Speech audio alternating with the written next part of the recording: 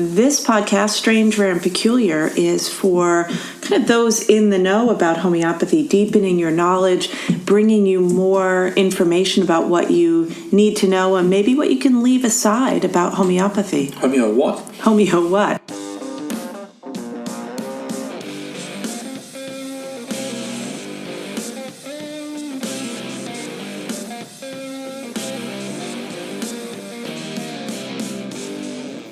We're underway. Here we go. Good morning, good afternoon, good evening. Here we are to talk about one of the coolest people. One of the coolest people? I think so. Really? And maligned. Most maligned. Most maligned. Definitely maligned. She was a trailblazer. She was a trailblazer. And yes. she was Ms. Melanie. Do her French name. Can you do it with the right accent? Oh, Deverly. Is that how you would say it? Yeah, Melanie Deverly. D''Hervilly. See, I want to hear someone with proper French, really. Oh, Deverly. Yeah. Hahnemann. Melanie Hahnemann. Yes. Right, we're going to talk about Melanie Hahnemann. Do you remember the first conversation? Sorry. No, I was going to say this conversation could go in all sorts of different directions. It sure could. Do you remember the first conversation we had about her? Did we have a fight? Well, it was interesting because it was, you fancy yourself historian of homeopathy, which you have the street cred to back up. Mm. And I'm a chick. Yeah. No. So you kind of look down your nose like... Oh, at the time I looked down my nose? Yeah. Well, you were saying something that I found didn't really stack up. The evidence didn't really stack up to the conclusions. Well, and do you feel the same way now? I do. It's an interesting place for starting at the end. I would say that I have learned a couple of factoids about the life of Melanie Hahnemann, which don't necessarily add up to the fact that she was a... An amazing... Go ahead. A gold-digging piece of work. Yeah. That behaved disgracefully and has really... And there's not true. Simply not true. And now not my opinion. And has been really, really written out of homeopathy history. Which I think is crazy town. Right. I agree with that part being crazy town. But I want to get to the four things later. Okay. That need explanation. She did four things that are inexplicable. But I want to start with the idea of her being a gold digger and how amazing that term is. Well, why don't we... Okay, go. Because if, as my research suggests, Hahnemann really was an alchemist in the true sense of the 18th and 19th century word, meaning he had insights into chemistry and medicine, field of medical alchemy, that influenced the discoveries, and not just the discoveries in homeopathy, because he sort of made a few discoveries, like, when he was in Collins Materia Medica and, had this revelation about the law of similars, but rather as he evolved over time, he was utilizing ancient materials and putting together concepts from various places that had not been put together prior. Correct. And what that means is, people think about alchemy as being, sort of from Harry Potter and Nicholas Flamel being an actual, alchemist, or people, thinking of charlatans turning lead into gold. But in actuality, there is an entire, perspective and understanding of alchemy that is the sort of origins of chemistry and pharmacology that came together. So what does this mean with Hahnemann and the gold digger statement is, I think it's interesting that one of Hahnemann's primary biographers, Richard Hale, in my research, seems to be the person who may have known some of the secrets and left us a lot of breadcrumbs. And that term, gold digger, I think is no accident. That is the term that's often used about Melanie and her intentions. And so when you first brought that up, when we were having some of our first, conversations, checking each other out in terms of homeopathy cred. Heated conversations. Yeah, but that one it really struck me because it's so commonly thought of in that way. I would totally agree with that. And for me, when I said that, and when I say it now, I say it tongue in cheek. Sure. And for another reason as well. But at the time, I think that's just what we do. Kind of, if we're looking at the arc of someone's life, or if we're looking at a topic from a historical perspective, we talk about it. Even in this book, I was having a look at Rima Handley's book earlier today. She devotes half a page to Hahnemann's life from his teenage years to meeting Hahnemann's first wife. So that's and those are crucial years because those years would include Vienna, Transylvania, exactly. Erlanger. Yeah, and it's just and so my point totally. And so I was just going, oh, hang on, that's not very in depth. Well, but that's the purpose. I mean, you're talking about her book, A Homeopathic Love Story. So. Right, but what I'm also saying is that's I think what I've done with Melanie. I think it's just like, oh yeah, boom, I've heard 4 things about her and gone, okay, move on to more important matters. But I think what I've learned from hearing you on a number of occasions is that my 4 points in isolation don't equal the malignment. I was having to say, well, being maligned, she has been maligned. So is that a malignment? I don't know. I've never heard it used. A lack of alignment. She needed a chiropractor. She needed an adjustment. But it's. But this is the thing with history, though. I mean, right? Because people. I think it's the thing with human nature. People get taken out of context. And it happens a lot in homeopathy. Well, and we project a bunch of stuff. Yeah. Yeah, for sure. And I don't think, and while we're kind of clearing our throats on this one, I don't think Hale helps. I don't think he's any fan of Melanie. I would disagree. Oh, wow. Have you read all of the letters and all the supplemental materials? No, not really. I read, what he wrote about the early days in Paris or something. So I think he may not have been a fan, although I'm unsure about whether or not I would put those words in his mouth. But he did include in the supplements in Hahnemann's Life and Work, Volume 2, the letters that and the letters between them? The letters between Melanie and several people and Hahnemann's children. So all of this idea that how much they hated her. There are letters from Amelie. I think it was from Amelie. Was she the youngest or second youngest? I forget. Anyway, but calling her our little mother. And as we're talking about this, can I add one other thing while we're talking about sort of the way that history gets misrepresented going forward and the projections that people put on? I heard something not too long ago that really tweaked my irritation about misrepresentation, and it was people talk about Hahnemann and money and that he didn't have any money, and I heard someone refer to it as the Hahnemann miasm, sort of saying homeopaths need to get out of this idea that a homeopath can't make money and that Hahnemann put that on. It's just not true. Hahnemann certainly had lean years. And I think that when you are trying to change an entire system and you're willing to do anything to get there, there are going to be some financial consequences. And he definitely had his times of having to leave a few places, trying to find his spot. But by the time he gets, halfway through his life, that was not a concern. And he had considerable wealth. And by the time they got to Paris, they actually lived quite a fine life. Well, they sure did at the end. In fact, I read somewhere, it really stopped me cold, actually. Go a little off. Oh, no, we're on topic. But it was, he died a millionaire in modern money. Yeah. And if that's the case, then that's the thing. I mean, who knows if he had $10 or $100, but that's the thing that really made me question that first point about Melanie being a gold digger, because she was loaded.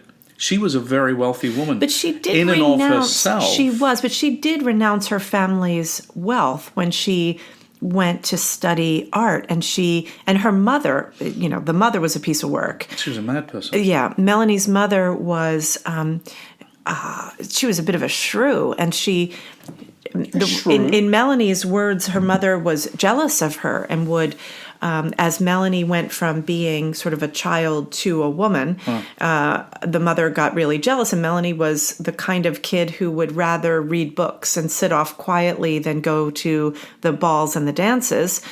When there was an invitation, Melanie's mother made her go, and then got mad at her for being, much loved and being a good dancer. So she was in, center of attention. Her mother didn't like that. So I got a quote. Can I read you this one? Yep. She hated her mother.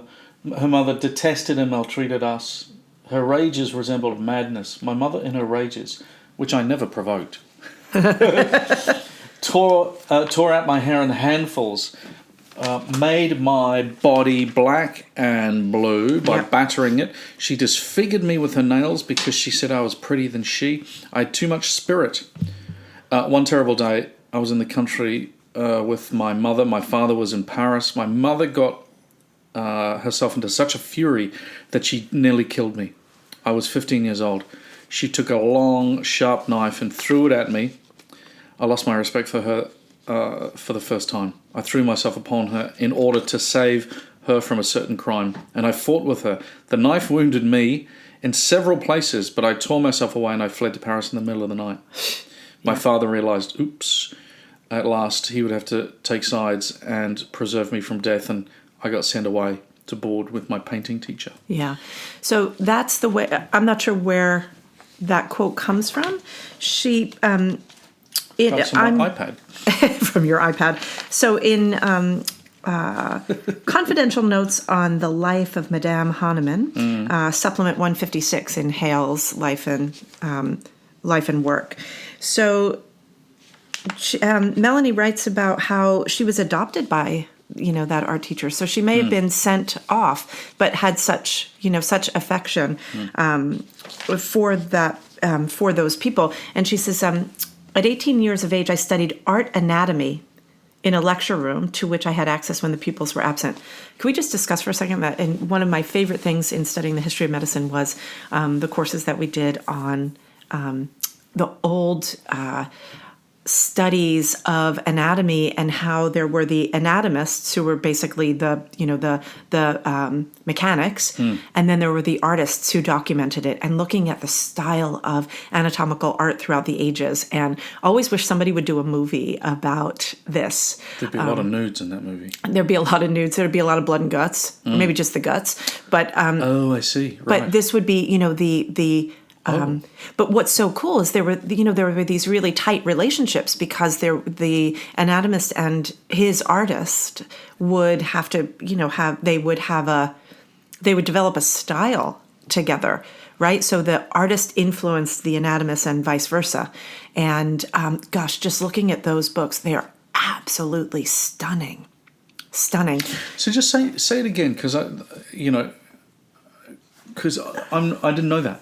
Yeah. So she, as an 18-year-old... 18 years old. ...is studying art anatomy. Mm-hmm. So what does that mean? So she was 18, so that was 1818. Yeah, I'm just putting it in the context of, But is she in a... She's not the muse being painted. No, she's studying the body, studying anatomy. And it's... So, at that time, that's how... They weren't taking photographs and videos. They weren't making YouTube videos of this. So there was an actual... What, YouTube didn't exist in 1818? Oddly enough, no. Artists were employed to document medical, procedures, medical discoveries, right? It's a fascinating subject. So anyway, she says, at 18 years of age, I studied art anatomy in a lecture room to which I had access when the pupils were absent. Of course, because women were not, allowed to do this work, is one thing that's important. The other thing is, 1818, this is still, Germany is the seat of sort of medicine and its discoveries, but it's moving to Paris.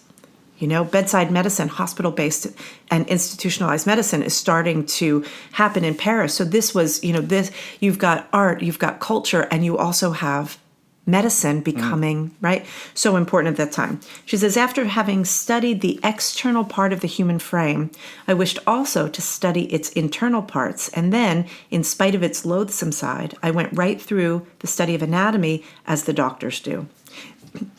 I did this as I do everything, in the best way possible to me. I remained 16 years with Monsieur and Madame Alastair and was the soul of the family. Alastair, the father, left me by an act of will when dying the 2 children of his eldest son, to whom I gave the medicines belonging to Hahnemann. Monsieur and Madame died in my arms, blessing the day they had given me shelter, and commended their family to my care. I have given in marriage 2 of their great-granddaughters and provided for them. My interest in medical studies persisted. I had studied physiology and pathology and found everywhere doubt and error. I heard everyone say that the doctors were asses, and I was justified in sharing the general opinion. Especially as being sometimes ill, I received no help from the remedies that the best physicians administered to me, and when my excellent friends, whom I dearly loved, were ill, I had the opportunity of continually realizing the insufficiency or the sad danger of the remedies employed for their treatment. So she is systematically, as a young person, studying anatomy, then physiology. She can't do it openly. Right. But she's dedicated to it. Committed And going to it. back, she talks about earlier in this treatise, she talks about how when she was a kid, when she was little, in the way that children would take apart their toys to see how they would work, she would dissect birds to understand what was happening inside of them. So she had not just, She dissected birds? She dissected birds. So she had artistic talent, and that's what she's giving credit for, is her talent as an artist and as a painter.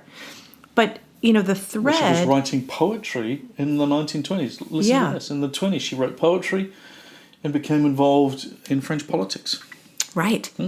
And French politics of the time is so interesting. I mean, it's a bit of a diversion. But but this idea that she had this medical interest, right? And then she developed a problem for which she was not getting any kind of medical relief in Paris. She had what is referred to as a tic de la rue in her abdomen.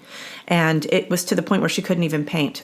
And that's when she found the Hahnemann's Organon of Medicine and decided that very day that she was going to make her way to him. A what? What? A tic? A tic de la rue. What is it? I think we would now call it a spasm. Right? But here's something interesting, because one of the things I love about studying Hahnemann's story is how much information is missing.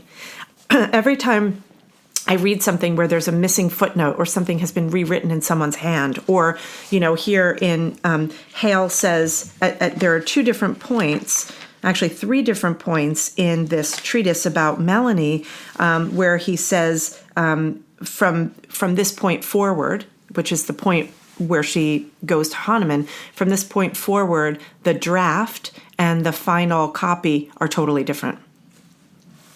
It makes you wonder, Also, are you implying that, she would have, as many people do, start altering the record or altering the paper trail? These days it would be, getting a company to sanitize your online presence. Scrub your online presence. Yeah. I'm not sure, but I think, what has been interesting for me, and this is why I've tried so hard to find more information about Hale, and there's not much. If anybody knows, if anybody has any information about Richard Hale, who was German, I believe, by birth, he did come to America, and he studied with Herring here in Philadelphia. Oh, right. Yep. Because it's a strange spelling of the name, isn't it? What is it? It's Haehl. Richard Hale. So anyway, I sort of got on this trail in the 6th edition of the Organon, in the footnote to Aphorism 270, where there's a part of the footnote that the original copy has been removed, and some of it was written in Hale's hand. Now, that's a story for another day, but that's where the 6th edition of the Organon and that aphorism, that footnote, is the very detailed instructions on how to make the Ellen potency, the Q potency. So, in other words, the historian is getting very, very involved in the writing of the history. Appears to be. Maybe too much. I don't know. I mean, or, if we hold on to that alchemical thread, if we pull that thread through, if the Q potency is when Hahnemann was finally able to release spirit from matter, and the 6th edition of the Organon was, in Melanie's possession, and, some people would say, going back to the gold digger thing, that she wanted so much money for it, but Hahnemann said to her, don't publish it until the time is right. And so I think two things can happen at the same time. She could have held on to it, and then realities converge, right? Because, there were a lot of things happening in France at that time. And Melanie lost a lot of money later in life, and she was desperate to continue the work that Hahnemann had implored her to do, on his deathbed. So I've learned a bunch of stuff, but she's artistic and scientific. Yeah. She's a poet and a painter and a writer. Which makes her perfect as a homeopath, the art and science. Right. She's got a formal, informal. Oh wait, so sorry. I just want to say one thing. Where I was going, and I forgot the denouement was that. So she arrives to Hahnemann with this tic de la rue. Well, the page of her case notes when she went to him for a medical consultation, those case notes are missing. I mean, so the early HIPAA. Right. Yeah, the tearing out of the casebook of the notes. Of the notes about Melanie's first visit. Yeah, right. So that's Hahnemann's casebook. Hahnemann's casebook. Do you think that, any speculation? I mean, please, I'm always speculating. I'm Sicilian. Well, was it her always or looking him for or signs. someone else? I mean, who knows? That's why I think there's so much more that we need to know. That's why I think her story is one that we really need to understand, because if we, history is written through the lens of the questions a person asks. And so if the history of homeopathy, written by people like Hale and Bradford and Handley, if they weren't, and others, but if the history of Hahnemann, if no one is asking the questions and sort of reaching in to everything that doesn't add up and following those trails, as I presented in my conference presentation at the JAHC last year, and in this, here's a little plug, we're doing a kickoff to the new year with 3 lectures, one from Al, one from Kelly Callahan, and one from me. And mine is going to be more on the history, sort of the alchemical history of homeopathy, digging deeper into that. And what I uncovered is, and I think this is why I'm so interested in the Melanie story, is there are all these little dead ends in history where people just make assumptions. Oh, Hahnemann wasn't into alchemy because he denounced Paracelsus. Well, as if Paracelsus was the only alchemist in 1,000 years. I mean, and so there were a lot of assumptions that were made, and so I'm trying to dig into that. Anyway, so every time something doesn't add up, or every time there's a clue, it's like, well, why? You have to ask the question why, and then challenge the stated historiography to see if there's something deeper that we can find out. Anyway, sorry to interrupt. Go back to where you were. I have no idea where I was. We'll find a good place. Well, let's go that she's 34 years old, and she puts on, and then she puts on a suit, jumps in a carriage, and travels across France. Again, according to Hale. To Germany. Yeah. Okay. And so, that's a long journey. Back in the day, that's a brave thing to do.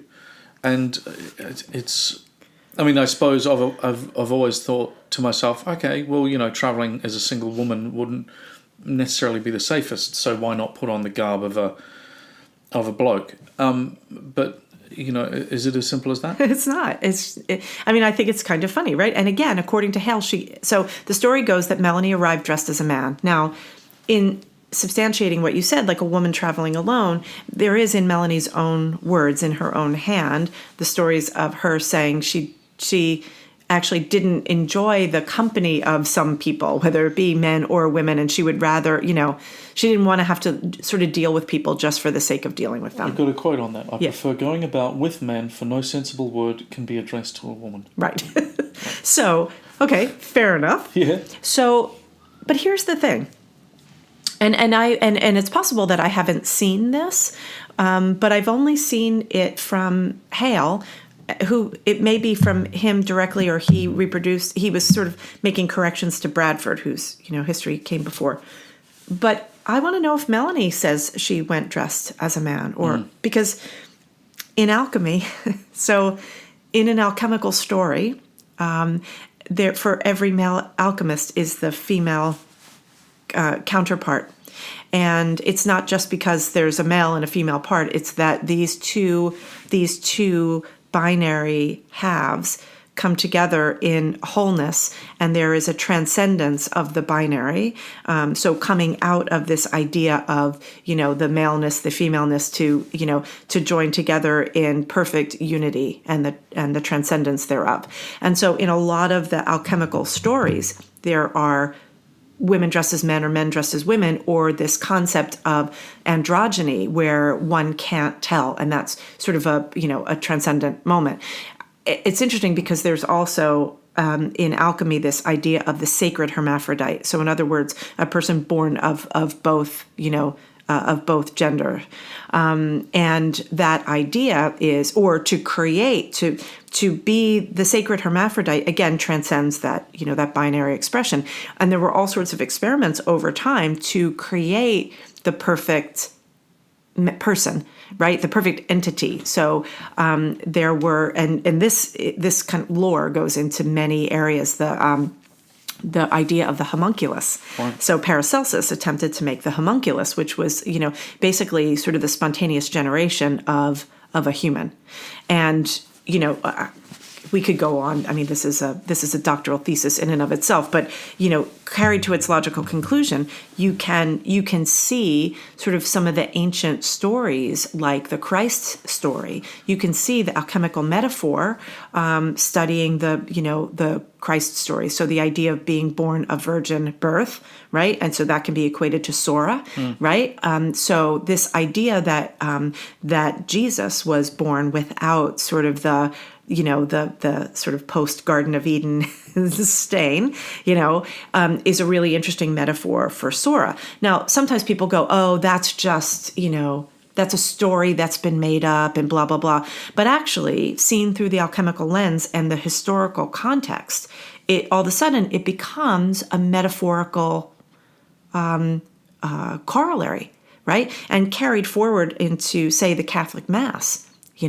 This idea of the transmutation of water and wine into the body and blood of Christ is a really interesting metaphor that translates directly into some of the, alchemical allegories and metaphors that have been carried out throughout time.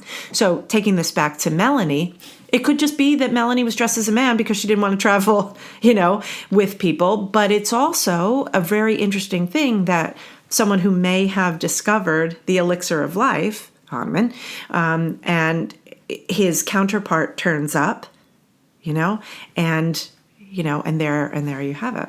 That, is this the sacred hermaphrodite, or did Melanie just wear pants? I don't want to like put too much into it, but it is really compelling. Well, is that going to freak people out? I have no idea. I don't think so. I hope not. What should freak them out is the fact that there's a clear breach of the code of ethics because she walked in the door of Hahnemann's office and she didn't leave for 3 days. And, I mean... Okay, wait, but we just need to put this in context. He was 79. So he's 79 years old. So let's do the math. She's 34. He's 79. October... Is that 45?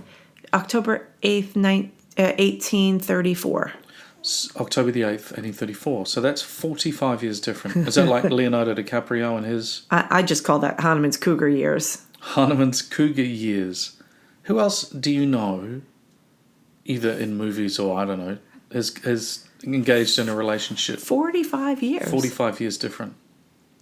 It's pretty amazing. So to me, when I hear that, it's like, they were in love. Oh my gosh. His letters about Melanie to Berningshausen and his letters, to the other homeopaths he was a glowing, reborn. he was. I mean, he was in a state. Well, I mean, yeah. But also, think about alchemy. The elixir of life is the ability to, live, if not forever, for an extended period of time. It is the elixir of life. It is putting life back into an organism. Right? Anyway, so, and there's more to be said about that with the end of his life. But here, Melanie says, Hahnemann wished to marry me, and his friends who had learned to appreciate my character did all they could to persuade me to accept his offer. It was only natural that I should hesitate. It was not the outlook of having to nurse a noble old man that frightened me, but the fear of losing him too soon and missing him so much that I might die of grief. How about that? It's funny. I'm always. It's funny. When you read an autobiography, or when you read, I'll just say it. When you read the sanitized, edited version of someone's own life, yeah, I'm always suspicious. I'm not suspicious, but it's like, hang on, just a minute. There's a narrative here, and you're trying to push the narrative. In that instance, I'm more taken with what Hahnemann wrote in letters to other people, which totally is in alignment with what she said. Yeah. It's just astonishing. So it wasn't like, okay, you're an old bloke and I'll nurse you. It is, profound. It's a profound relationship. Now, and Johanna's been dead a few years. And I think that was his first thing. wife. Yeah. So Johanna Henrietta. Johanna Henrietta, or sometimes Henrietta Johanna. She is, God, if there's a biography that needs to be written. Hers? No one knows anything about her. Oh, yeah. She is an historical footnote. We know the names of the 13 or the 11 surviving kids, and very little else. We've got the letter to the editor, or the notice in the newspaper on the day she got married, daughter of, blah, blah. And daughter of, and what did her father do? Johanna's father? Yeah. Was a vicar, wasn't he? No, I didn't know. He's a chemist, pharmacist. Oh, he's a pharmacist. Of course. And so Hahnemann, that was when he met her, right after Erlanger, yeah? Shortly thereafter. He was on his travels. She was born in 1764. And she died in 1830. Oh, so it wasn't that long. 4 years. 4 years. And he was being looked after by the daughters. By the two daughters. So, just in terms of... I didn't know that Johanna's dad was a chemist. Yeah. Huh. So, on Hahnemann's watch chain, it was engraved, "My life to yours is closely bound, to your happiness devoted. My place in your noble heart I found. No other in this world do I desire."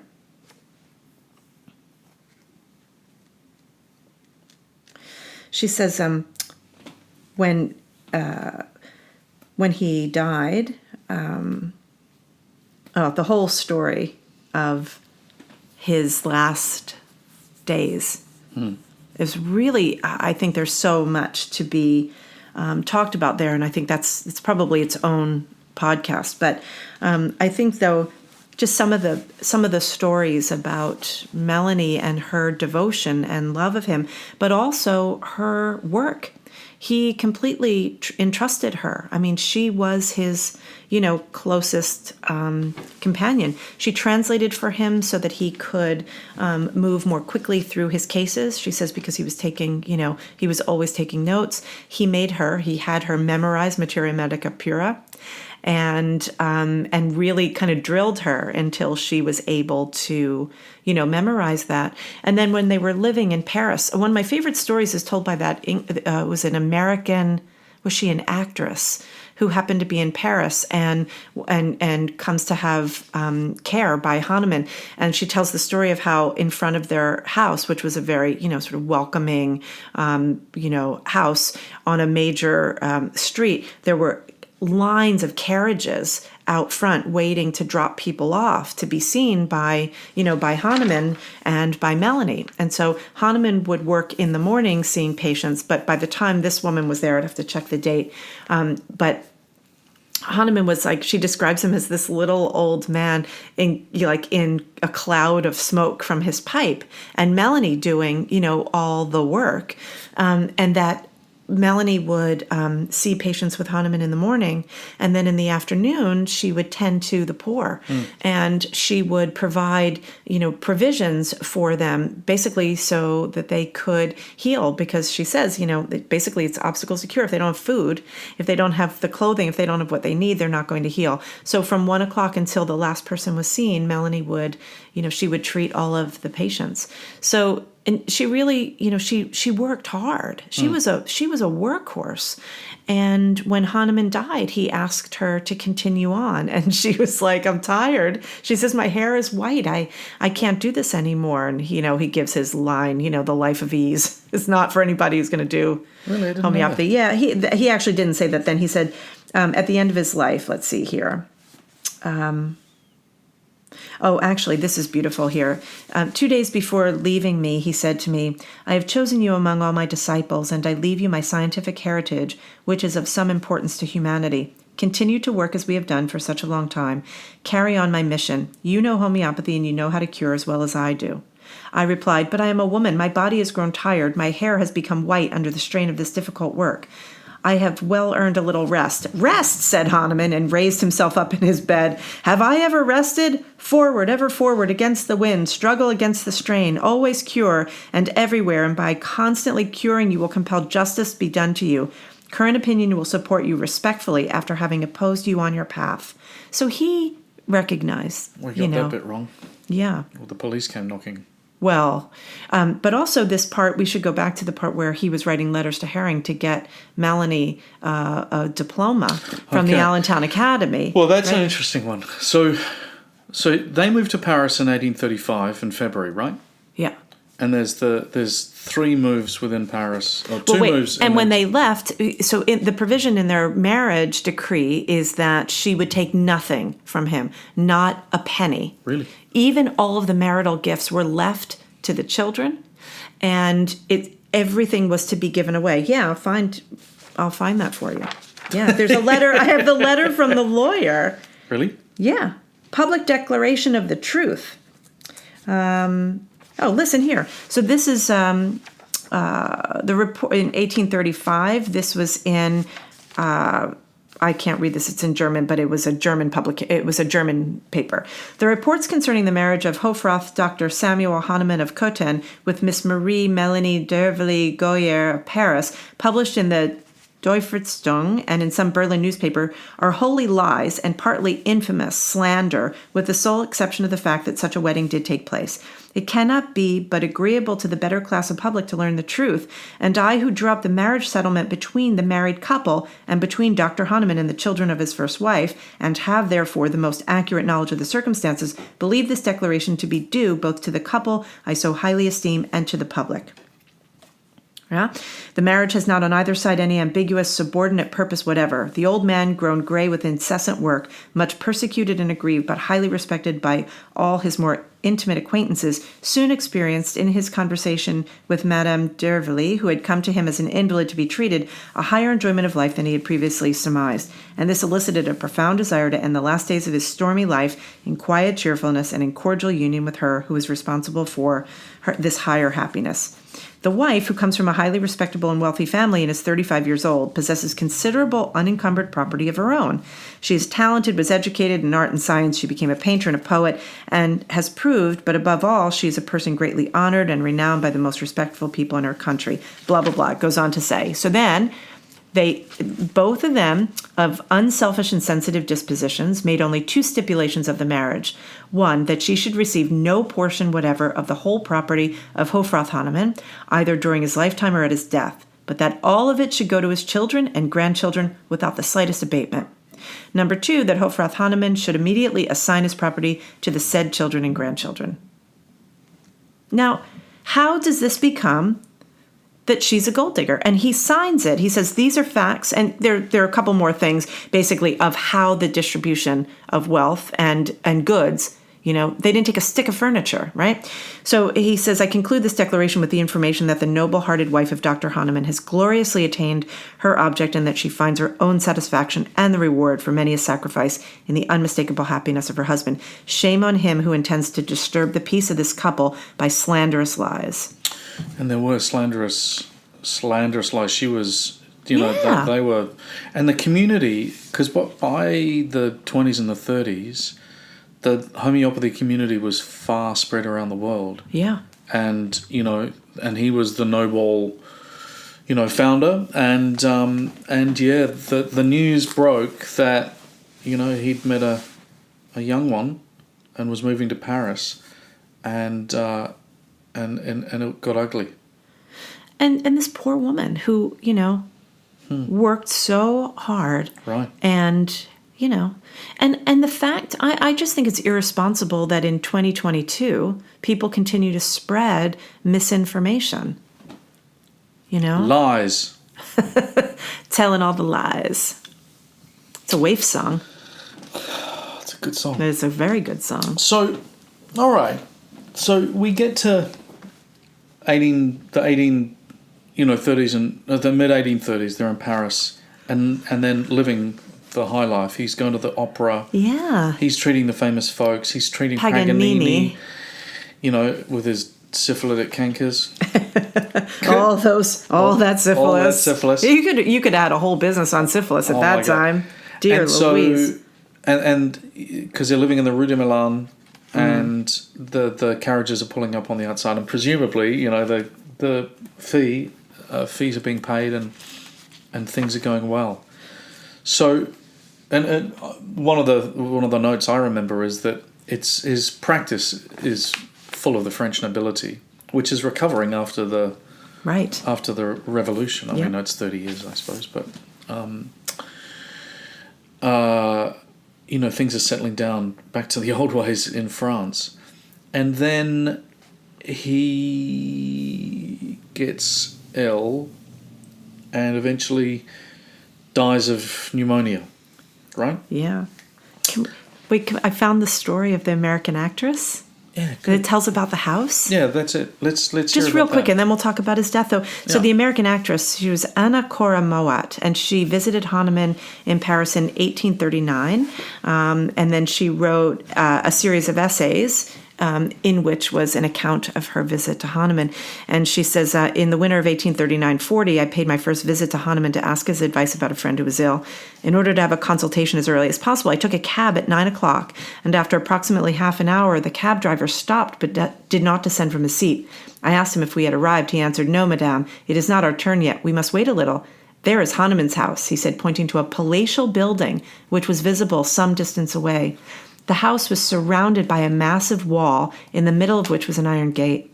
Becoming impatient at the delay, I leaned out of the carriage window and saw a long row of carriages in front of us, which drove one after another through the gate and came out again as soon as their occupants had descended. This was very annoying to me. She was American, after all. This was very annoying to me, as I had such pains to arrive sufficiently early and now found out that it had been all useless. I saw behind me a similar row of carriages which increased in number each minute. Thus I had taken my place in a procession which moved slowly onward to pay homage to this modern Asclepius. Isn't that amazing to think? So people spreading this, like the Hahnemann miasm, no money, blah, blah, blah, is so ridiculous. I think it says, as Hahnemann would say, it takes hard work. But he paved the way with the hard work. We just now have to demonstrate, the capacity to take it forward. Anyway, don't get me all hopped up. No, don't get it riled up. No. Well, I do want to rile you up because there's three things that happen immediately after his death. Oh, dear. So, number one, she doesn't tell anyone he's dead. Number two, she hides the book. And number three, she buries him in the pauper cemetery. But those are all mostly true, except that people did know he was dying. Who was there? Sorry, I have to find my notes on this. While you're looking for it, so to that first point, it's summer in Paris in 1843. If you've been in Paris, in the summer. It's not cold. And she lay with the body for a week. 11 days. 11 days. 11 days. Not a week, but 11 days. Now, that's got to be, in my language, 35 degrees, 40 degrees. Mm-hmm. That's not good. So I'm trying to remember who it was. She wouldn't let anyone see him the last days. She lay there with him for a couple of days. Somebody had gone a couple days before. Yeah, you told me about this one. I want to say Frederick, but he was the hunchback with the long coat. Yeah. Friedrich, right? So who... Oh, you know who it must have been? Was it gross? No. It wasn't gross. No, it was... Melanie's adoptive daughter, Sophie, and Berninghaussen's son. Mm-hmm. Carl. Oh, it wasn't them. It wasn't them. Anyway, I'll find it. But there are so many interesting things. So first of all, she lay with him for 11 days. Yeah. And then she didn't tell anybody. She didn't make a big announcement. So just a handful of people came, and in the rain, they had a funeral procession to the pauper's funeral. The embalming... The cemetery in Montmartre. Yeah, and the embalming was not done by the usual embalmer. It was done by his son. And Melanie says she oversaw it. And then there was, in the coffin, there was a little scroll in a little bottle in the actual coffin, which was made of lead, by the way, which I don't know if that's unusual. That just struck me as somewhat unusual. But it was in the proof of embalming was left in the coffin. Here, this was... so then years later, 55 years after his death in 1898... There had been, well, a couple of times there had been this, there would be these flurries of, where is he buried? We can't find him. Outrage. It was an unmarked grave. And 55 years later, the Americans get it together to raise enough money to move him to an appropriate, burial place. And a whole bunch of people come and, and then he's exhumed, right? Which, exhumation... All the alchemists get exhumed because, you want to make sure they're actually dead. So in the presence of the police commissioner, the workmen lifted the coffin out of the vault. It was placed upon planks which covered the hole made when Madame Hahnemann was disinterred. Dr. Ganal, who supervised the work, remarked that Hahnemann's lead coffin was only screwed down and not soldered, and expressed to the physicians the fear that the body might not have been well preserved. The workmen removed the screws and levered those which time had injured. The leaden cover begins to open a little, and those present see Hahnemann's feet wrapped in linen resting against the side of the coffin. They appear well preserved, but as more screws are forced out and the cover opens wider, it is seen that there is water in the coffin, and the fear that the body might not be preserved increases. At last, the lid is completely removed, and Hahnemann's body, wrapped in silken bandages, becomes visible. The structure of the body is shown under the bandages used in embalming appears to be well preserved. The corpse is slightly shrunken, but what astonishes particularly those present is the smallness of Hahnemann's stature. We ask those who knew Hahnemann, we receive the answer that the founder of homeopathy was indeed a small man. The body is lying in water. The fluid is not produced by embalming, but by water which has filtered in from outside. The bottom of Montmartre Cemetery, as experts state, is constantly permeated with water, which flows along the clay soil formation. Anyway, so the embalmer had...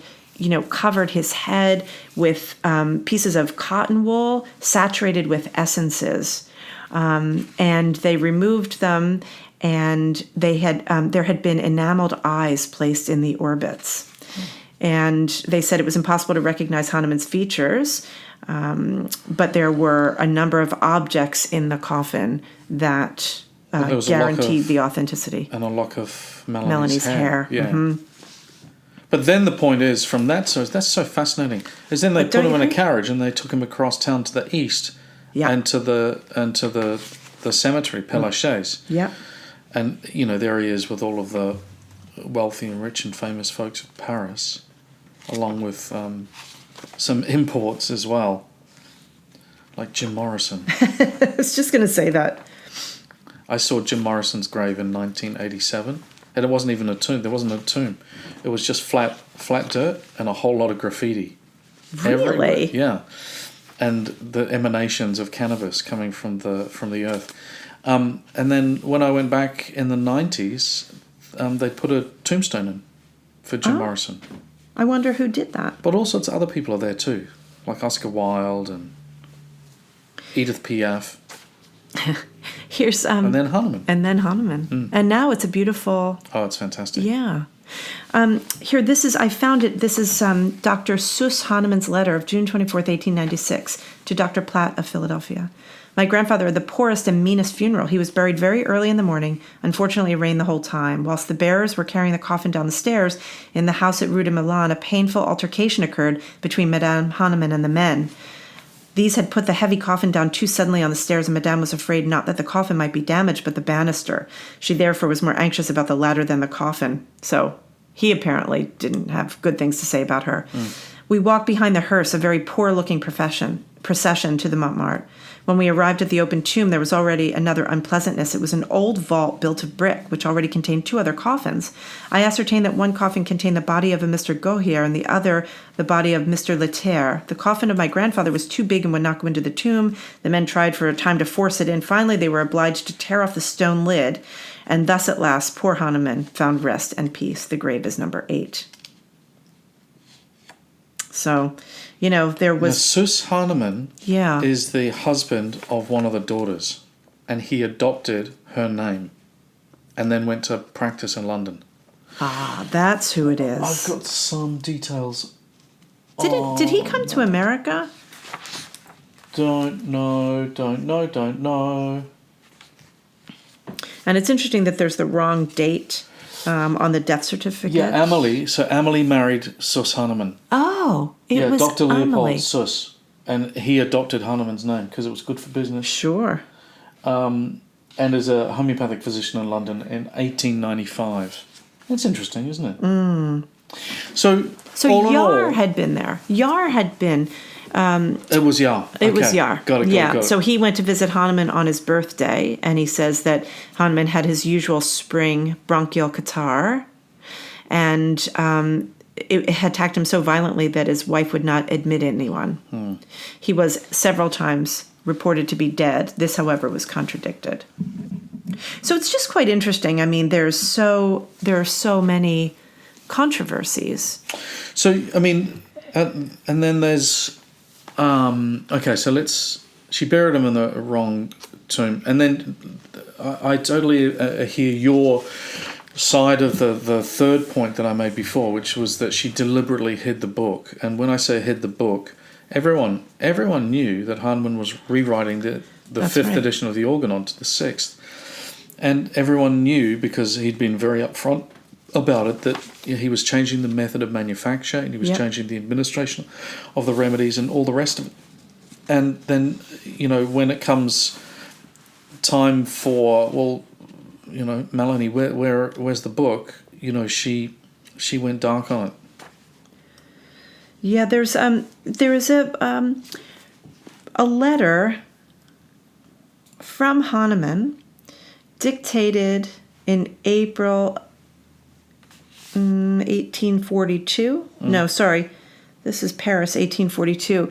And it's about the 6th edition of the Organon. He says, if God wills, it will appear in French. Can't be printed in German by his old publisher because of his archenemy Trinks, who gives Arnold orders on how he is to annoy me. I think that's really funny. His arch enemy Trinks, who gives... We've all got a nemesis. I know, but that he's so... to think about Hahnemann saying, my arch enemy who gives the publisher, information on how to annoy me. So he wishes to prevent Trinks to... no.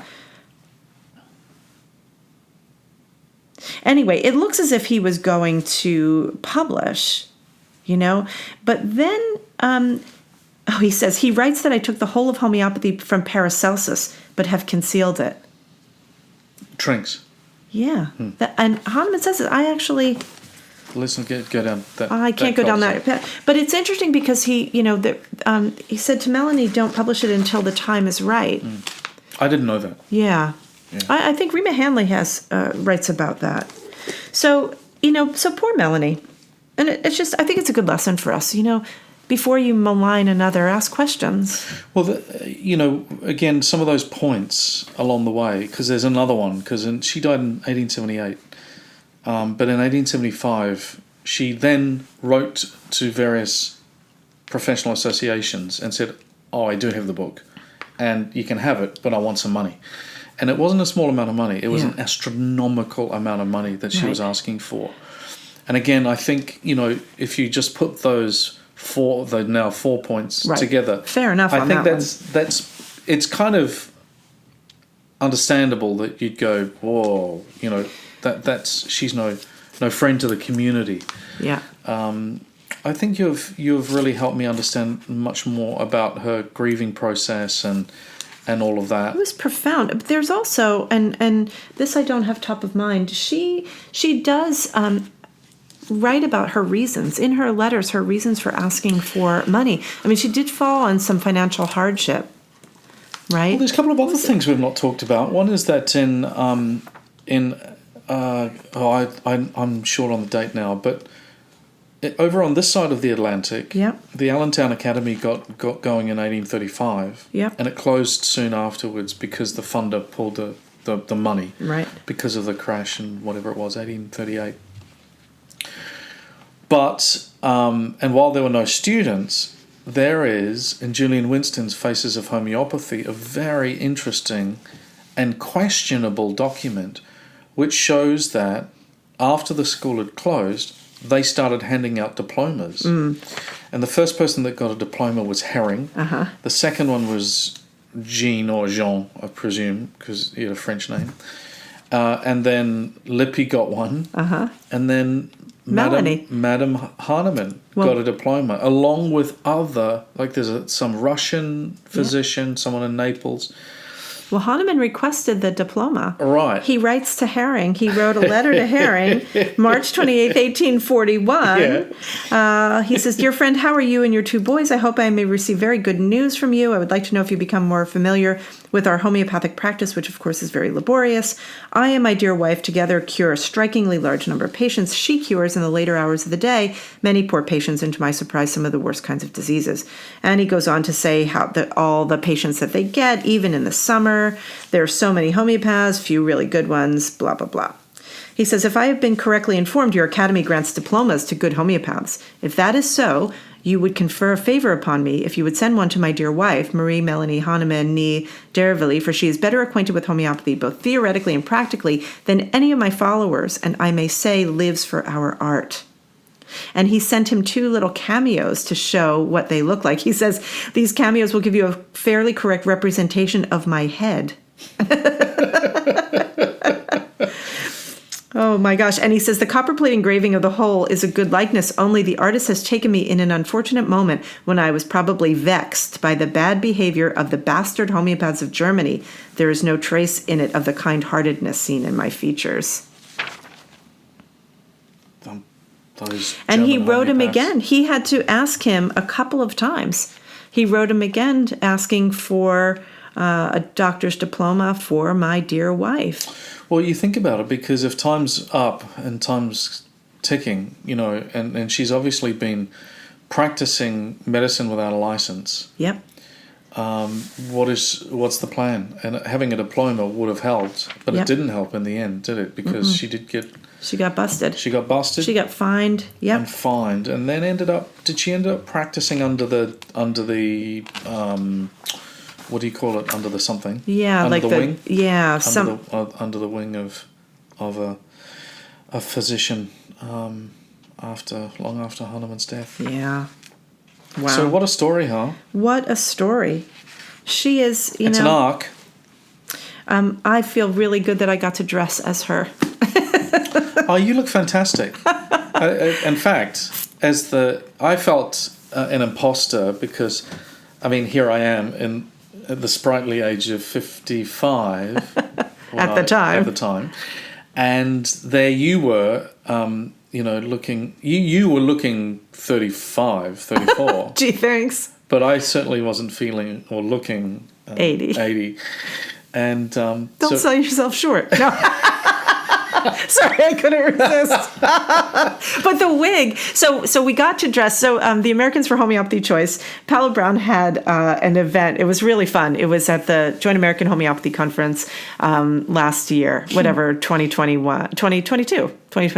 And so various folks from the community got to dress as esteemed homeopaths, and we had the absolute honor of getting to be Hahnemann and Melanie. I was beyond excited Ron for Whitmore that. did a good Kent. Oh my gosh, he was an amazing Kent. Yeah. That was really good. And Alex Becker as an immaculate herring. Wow. Yeah. Oh my gosh, it was so much fun. Anyway, really was. we were really lucky for that. Okay, what a fun way to spend a morning. Yeah. Good. Thanks for that.